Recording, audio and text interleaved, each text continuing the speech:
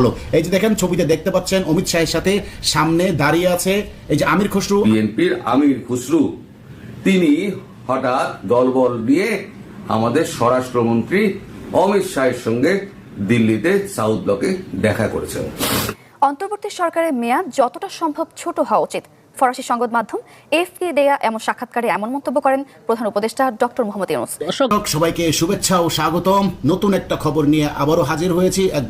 একদম উত্তেজনা চরমে পৌঁছে গেছে বাংলাদেশের রাজনৈতিক অবস্থা, এবং ভিতরে ভিতরে কি হচ্ছে টের পাচ্ছে না অনেকেই, কিন্তু আমরা প্রতিনিয়ত খবর সংগ্রহ করে যাচ্ছি আপনাদের জন্য, এবং একটা খুবই মজার খবর, আনন্দের খবর আপনাদের জন্য নিয়ে হাজির হলাম। আপনারা দেখতে পাচ্ছেন যে আমির খসরুর ছবি। আমির খসরু কিন্তু এখন বাংলাদেশে নেই, তিনি কিন্তু এখন দিল্লিতে কয়েকদিন ধরে ঘোরাফেরা করছে। অবশেষে তিনি কিন্তু ক্যামেরায় বন্দী হলেন, তাও কোথায় দিল্লিতে অমিত শাহের দেখা পেলেন। শেষ পর্যন্ত 3 দিন পরে অ্যাপয়েন্টমেন্ট পেয়ে অমিত শাহের সাথে দেখা হলো। এই যে দেখেন ছবিতে দেখতে পাচ্ছেন অমিত শাহের সাথে সামনে দাঁড়িয়ে আছে এই যে আমির খসরু। আমি যদি পিকচারটা একটু বড় করি তাহলে আপনারা দেখতে পাবেন এই যে আমির খসরুকে কিন্তু স্পষ্ট এখানে বোঝা যাচ্ছে। পাশে দাঁড়িয়ে আছে, বসে আছে কিন্তু অমিত শাহ, ভারতের স্বরাষ্ট্রমন্ত্রী অমিত শাহ। তার এই ছবিটা একটু বিশ্লেষণ করি, যাব পরবর্তী বিষয়ে, ঘটনা আসলে কি হয়েছে। অমিত শাহের পাশে চায়ের কাপ, এবং এই বাম পাশে কিন্তু তার এখানে কাগজ কলম দেখা যাচ্ছে, চায়ের কাপ দেখা যাচ্ছে। আর আমির খসরুর সাথে যারা গেছে বাম পাশে 3 জন দাঁড়িয়ে আছে চোরের মতো। দেখেন অনুনয় বিনয় করে কি যেন বলছে, আমরা সেটাতে যাব। কি বলেছে, কি কথা হয়েছে, সে বিশ্লেষণটা আমরা যাব। তো যে বিষয়টা আগে আলোচনা করি, আমির খসরু মাহমুদ চৌধুরী 3 দিন ধরে দিল্লিতে ঘোরাফেরা করছে অমিত শাহের অ্যাপয়েন্টমেন্ট পাওয়ার জন্য। অবশেষে সে অ্যাপয়েন্টমেন্ট পেল। তো এখন যে প্রস্তাবনাটা অমিত শাহের সামনে নিয়ে গেছে, অমিত শাহের সামনে আমির খসরুর সাথে কথা হয়েছে মোট 17 মিনিট, এবং 17 মিনিট কিন্তু উনি দাঁড়িয়েছিল, ঠিক এভাবে দাঁড়িয়ে কথা বলেছিল। অমিত শাহ চা খাচ্ছে, অথচ আমির খসরুকে কিন্তু চা খেতে বলেছে কিনা বা আপ্যায়ন করেছে কিনা জানা নেই। তবে ছবিতে আমরা দেখতে পাচ্ছি না, এই ছবিটা ভারতীয় গণমাধ্যম থেকে আমরা সংগ্রহ করেছি। তো এখানে 17 মিনিটে যে আলাপ, সে আলাপে তারা ইঙ্গিত দিচ্ছে যে বর্তমানে বাংলাদেশের রাজনৈতিক যে পরিস্থিতি সেটা ঘোলাটা হয়ে উঠেছে দিন দিন। ডোনাল্ড ট্রাম্প ক্ষমতায় আসার পর বিশেষ করে ভারতের আধিপত্য, আমেরিকার উপরে প্রভাব আরও অনেক বেশি বেড়ে গেছে, এইটা স্পষ্ট হয়ে যাচ্ছে। যার কারণে আমির খসরু দৌড় দিয়ে চলে গেছে ইউনূসের বার্তা নিয়ে। অর্থাৎ ইউনূসের উপদেষ্টারা এবং ইউনূসরা সহ তারা চাচ্ছে যে কোনো রকম করে জীবন নিয়ে সেফ এক্সিট, অর্থাৎ বাংলাদেশ থেকে তারা মান সম্মান নিয়ে, জীবন নিয়ে কোনো রকম করে যাতে পালিয়ে যেতে পারে, সেই প্রচেষ্টা, সেই অনুরোধটা ভারতকে জানাতে গেছে আমির খসরু ইউনূসের বার্তা নিয়ে।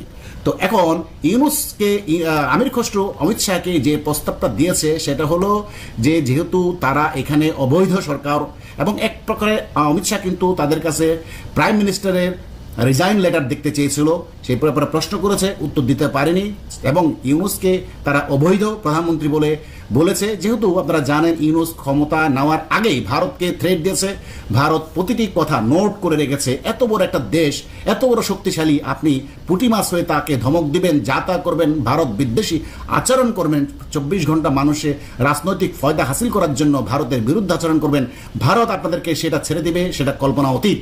সুতরাং এখন বাইডেন প্রশাসন পরিবর্তন হওয়ার সাথে সাথে আবহাওয়া কিন্তু পরিবর্তন শুরু হয়ে গেছে। আপনাদেরকে আগেই বলেছিলাম, সেই প্রমাণ আজকে আমরা আপনাদেরকে দেখাচ্ছি।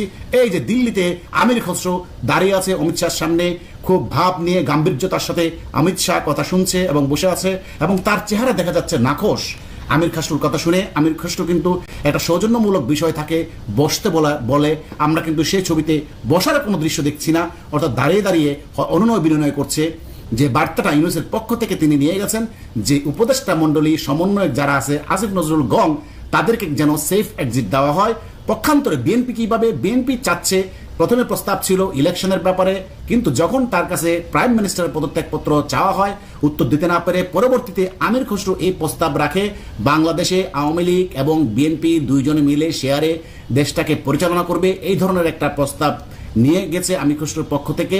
এবং বিনিময়ে ওনার যে আমির খসরু মাহমুদ চৌধুরীর অনুনয় বিনয় ছিল ইউনুস গংদেরকে, আসিফ নজরুল গংদেরকে, উপদেষ্টাদেরকে, যারা অপকর্মে জড়িত ছিল, যারা আকাম কুকামে জড়িত, তাদেরকে যেন সেফ এক্সিট দেওয়া হয়। ইতিমধ্যে আপনারা দেখেছেন জনগণ ক্ষুব্ধ হয়ে উঠেছে, বাজারের অস্থিরতা এবং বাংলাদেশের গার্মেন্টস সেক্টর ধ্বংস হয়ে যাচ্ছে, সব কিছু মিলে বাংলাদেশের মানুষ এখন খুবই অস্থির। ইতিমধ্যে ডোনাল্ড ট্রাম্পও কিন্তু বাংলাদেশের ব্যাপারে বারবার টুইট বার্তা দিচ্ছে, ভারতের বন্ধু হিসেবে টুইট বার্তা দিচ্ছে। আমরা আপনাদেরকে সেগুলো দেখাবো। আরো গুরুত্বপূর্ণ খবর আছে, সেটা আমরা পরবর্তী ভিডিওতে নিয়ে আসতেছি।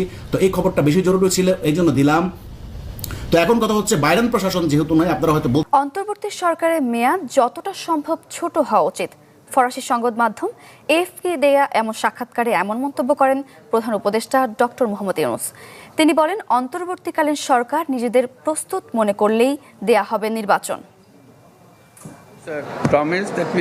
আমরা এই প্রতিশ্রুতি দিয়েছিলাম, যখনই আমরা নিজেদের প্রস্তুত মনে করব তখনই নির্বাচন দেয়া হবে, যাতে জনগণের ভোটে নির্বাচিত সরকার দায়িত্ব নিতে পারে। আমরা অন্তর্বর্তীকালীন সরকার, আমাদের মেয়াদ যতটা সম্ভব ছোট হওয়া উচিত। ফ্যাসিবাদের হোতা শেখ হাসিনাকে আশ্রয় দিয়েছে ভারত। দেশটি বাংলাদেশের বিরুদ্ধে অপপ্রচার চালাচ্ছে, যা বড় বিপদের কারণ বলে মন্তব্য করেছেন বিএনপি মহাসচিব মির্জা ফখরুল ইসলাম আলমগীর। এদিকে বিতর্কিত ব্যক্তিদের ষড়যন্ত্রে নির্বাচন যেন বিলম্বিত না হয় সে বিষয়ে অন্তর্বর্তী সরকারকে সতর্ক করেন বিএনপি নেতারা। বুধবার ঢাকা ও ঢাকার বাইরে আলাদা অনুষ্ঠানে নেতারা এসব কথা বলেন।